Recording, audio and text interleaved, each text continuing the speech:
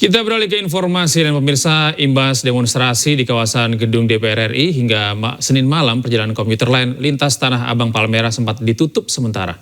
Langkah ini dilakukan untuk memastikan keselamatan serta menjaga fasilitas umum yang ada.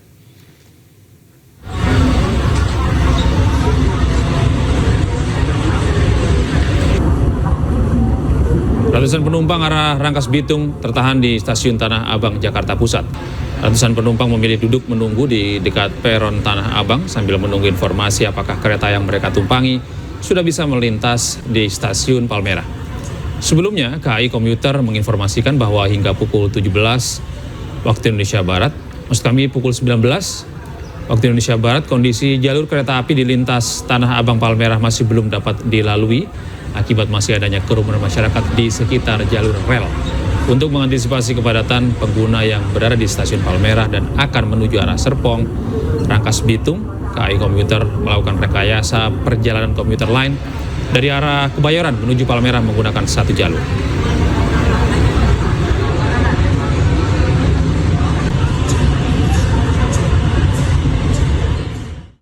Sebelumnya pemirsa, aliansi masyarakat dari berbagai elemen menggelar aksi unjuk rasa di depan gedung DPR RI. Massa menolak kenaikan tunjangan anggota dewan. Gaji, pajak dilimpahkan ke rakyat. Betul. Ribuan orang memadati kawasan gedung DPR Senayan, Jakarta sejak Senin pagi. Mereka menyampaikan orasi dan tuntutan mereka terkait tunjangan anggota DPR. Mereka menyoroti tunjangan anggota DPR yang dinilai tidak masuk akal karena terjadi saat kondisi ekonomi masyarakat yang sedang sulit. Sengaja datang dari luar Jakarta untuk kendaraan bermotor, lalu mereka melihat ada aksi pada hari ini dan mereka... Pemirsa, warga Kabupaten Pati menggeruduk kantor pos Pati. Warga mengirimkan surat kepada KPK untuk meminta menetapkan Bupati Pati Sudewo menjadi tersangka kasus korupsi.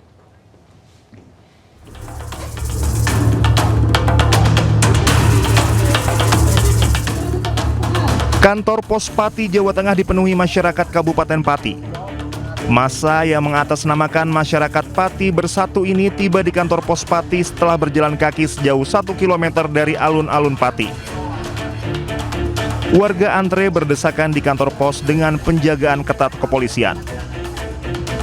Masyarakat mengirimkan surat kepada KPK yang isinya mendesak Bupati Pati Sudewo ditetapkan menjadi tersangka dan ditahan dalam kasus korupsi pembangunan jalur kereta api saat Sudewo masih menjabat sebagai anggota DPR RI.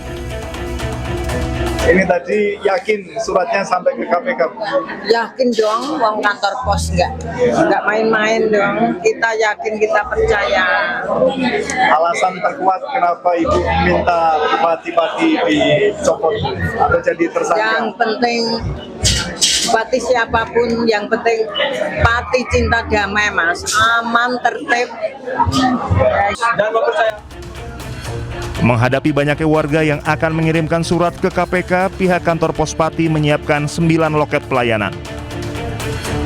Surat tersebut akan dikirim pada hari ini dan sampai ke KPK di Jakarta dalam waktu 2 hari. Kami dari kantor pos akan menjalankan dengan baik pelayanan kami dan juga pengirimannya kepada tujuan. Jadi mungkin Bapak Ibu di loket kami nanti ada 9 loket yang akan melayani. Mohon bisa tertib ya untuk mengantri. Apakah nanti akan satu-satu atau nanti bisa dititip untuk di masing-masing loket. Mungkin seperti itu, silakan. Tidak ada agenda aksi demo, namun koordinator lapangan aksi menyebut bahwa Bupati Sudewo layak menjadi tersangka karena telah menyerahkan uang ke KPK senilai ratusan juta. Kasus suap di proyek di JKA. Jadi memang sudah saatnya lah ya itu ditetapkan sebagai tersangka. Ya sudah layak lah ditetapkan sebagai tersangka. Kemarin kan KPK sudah menyita uang 3 miliar dan kemarin Bapak Bupati Sudewo menyerahkan uang 720 juta di KPK. Artinya kan Bapak Bupati Sudewo dengan sadar telah melakukan perbuatan melanggar hukum. Dan uang 720 juta itu dia sadar itu hasil dari kejahatan. Sementara aparat kepolisian tetap berjaga mengantisipasi kemungkinan gangguan keamanan meski tidak ada agenda aksi demo hari ini. Dari Pati, Jawa Tengah, Musyafa Ainus melaporkan. Sementara itu Bupati Pati Sudewo mangkir panggilan pemeriksaan di KPK terkait kasus dugaan korupsi rel kereta api. Sudewo sempat muncul ke publik dalam sebuah acara di Pati setelah sepekan menghilang.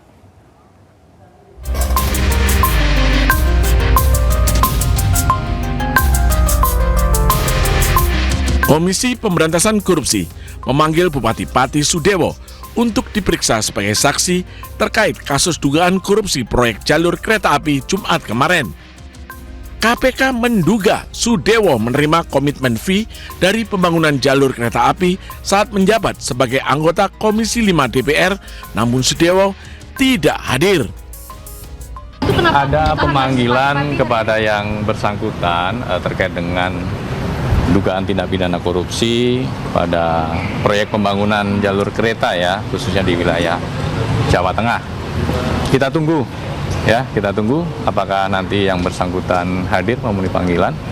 Sementara itu, usai sepekan menghilang pasca demo besar-besaran dan dikabarkan sakit, Sudewo muncul ke publik dalam sebuah acara pramuka di Pati. Baru muncul Pak Di kantor, tanda tangan koordinasi. kemarin ke Jakarta juga Pak ya infonya Pak? Di Jakarta ya, karena itu APKASI, ada rapat APKASI Asosiasi Pemerintah Kabupaten Seluruh Indonesia, dan juga menghadap Pak Menteri PU. Sangat sakit Pak kemarin Pak, sudah sembuh berarti ya? Ya, alhamdulillah doanya. Hak angket gimana Pak Bupati? Ya, monggo saya menghormati proses di sana berjalan. Kalau dipanggil siap datang Pak ya? Ya, insya Allah. Adapun dalam kasus dugaan korupsi rel kereta api Solo Balapan Kadipiro dan Kalioso tahun anggaran 2018-2022, KPK telah menetapkan sejumlah pejabat Kemenhub dan pihak swasta sebagai tersangka. Tim Liputan iNews melaporkan. Beralih ke informasi berikutnya, pemirsa, 4 otak pelaku penculikan dan pembunuhan kepala cabang Bank BUMN diringkus polisi. Saat ini total ada 8 pelaku yang telah ditangkap. Pepet depan. Itu ya. Hah? Iya, udah pepet tank.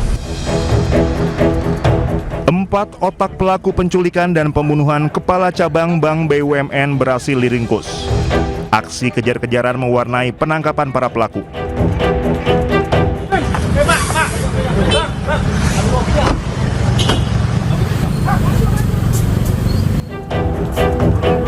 Meski berusaha melarikan diri, polisi berhasil menangkap ketiga tersangka di ruas jalan raya antara Solo dan Jogja. Penangkapan pun berlangsung dramatis dan disaksikan pengendara yang lewat.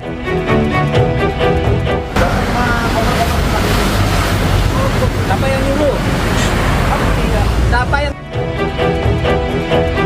Selain 3 pelaku yang ditangkap di Jawa Tengah, seorang pelaku lainnya berinisial C juga ditangkap di daerah Pantai Indah Kapuk, Jakarta Utara pada Minggu sore.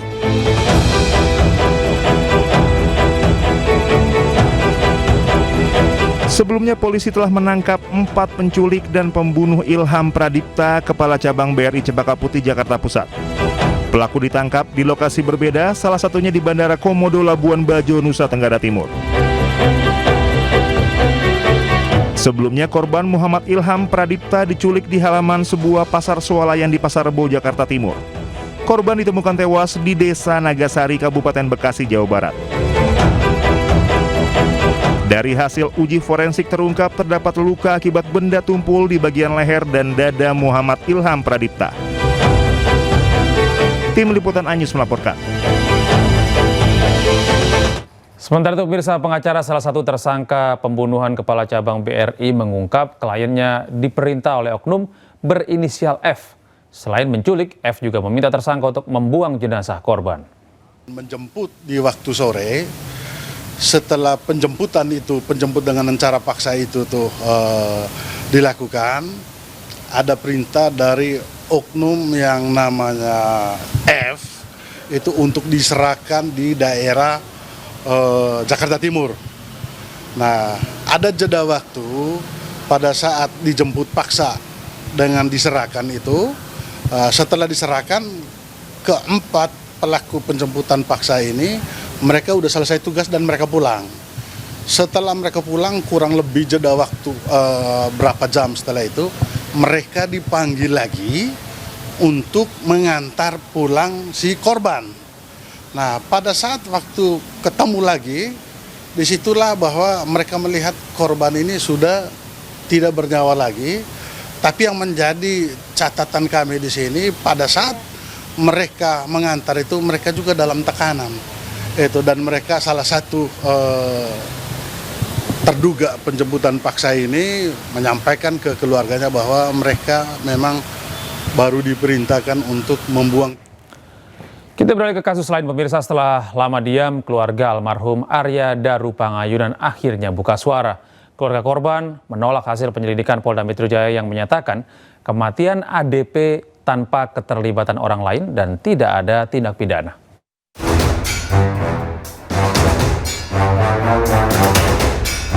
Keluarga ADP meminta penyelidikan kematian ADP dilanjutkan dan diambil alih Mabes Polri.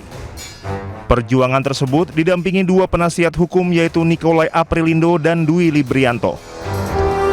Permintaan penyelidikan ulang tersebut karena keluarga menemukan berbagai kejanggalan dalam kematian ADP. Selain itu akan ada petunjuk-petunjuk baru yang nantinya akan disampaikan ke penyidik Polda Metro Jaya guna melanjutkan penyelidikan.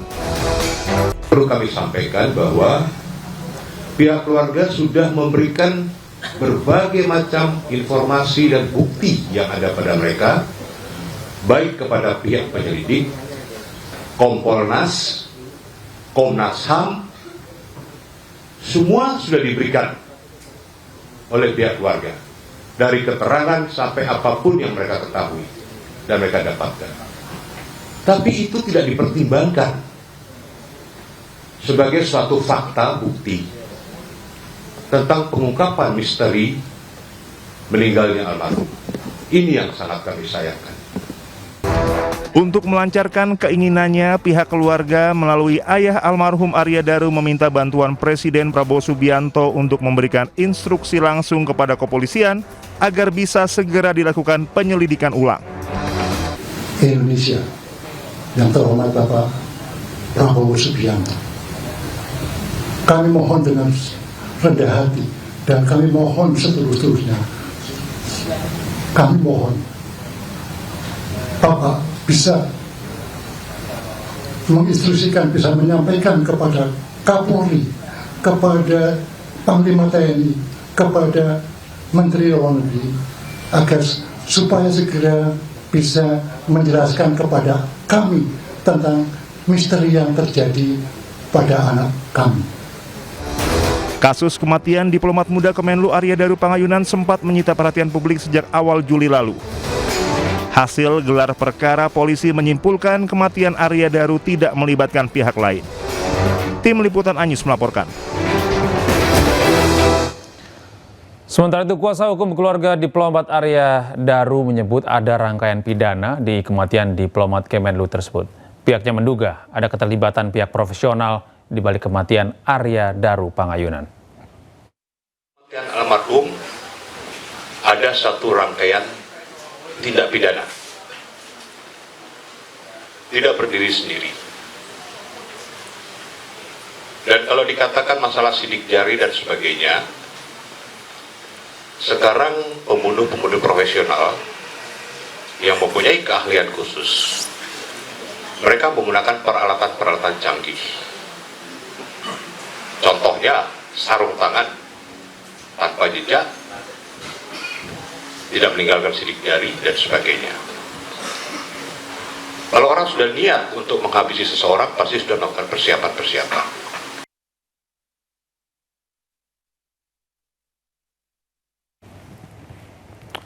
Sementara itu, pemirsa, Karopenmas Divisi Humas Polri, Brigjen Trino Yudo memastikan pihaknya melalui Polda Metro Jaya akan menelusuri temuan baru dari keluarga Arya Daru. Di sisi lain, pihak TNI juga mengaku siap jika diminta untuk membantu mengusut kematian Arya Daru, namun hingga kini pihak TNI belum menerima permintaan tersebut secara resmi. Apa yang menjadi petunjuk ini tentu menjadi suatu landasan apakah ini memang merupakan temuan baru, ya, apakah perkembangan baru, ataukah sifatnya secara komprehensif bisa menjadi bagian daripada kelengkapan proses penyelidikan. Belum ada menerima informasi itu ya, baik secara resmi maupun lisan tentang permintaan bantuan itu ya. Tentunya kalau memang diminta bantuan ya kita siap, tapi nanti tergantung lagi apa kemampuan TNI yang bisa diperbantukan untuk itu ya. Tapi kan selama ini kan sudah penelitian kepolisian, saya rasa sudah cukup lah ya. Tapi nanti kita lihat, karena saat ini TNI belum menerima permintaan itu ya. Tapi kalau misalnya pada akhirnya Pak Prabowo menginstruksikan, apakah akan ada kerjasama nantinya dengan Polri? Kalau tentara itu kan sifatnya masalah perintah, sumpahnya kan gitu. Nah, kan sumpah prajurit yang ketiga itu tidak membuat perintah atau putusan. Nah, gitu. Jadi kita kerjakan apa yang bisa TNI berikan untuk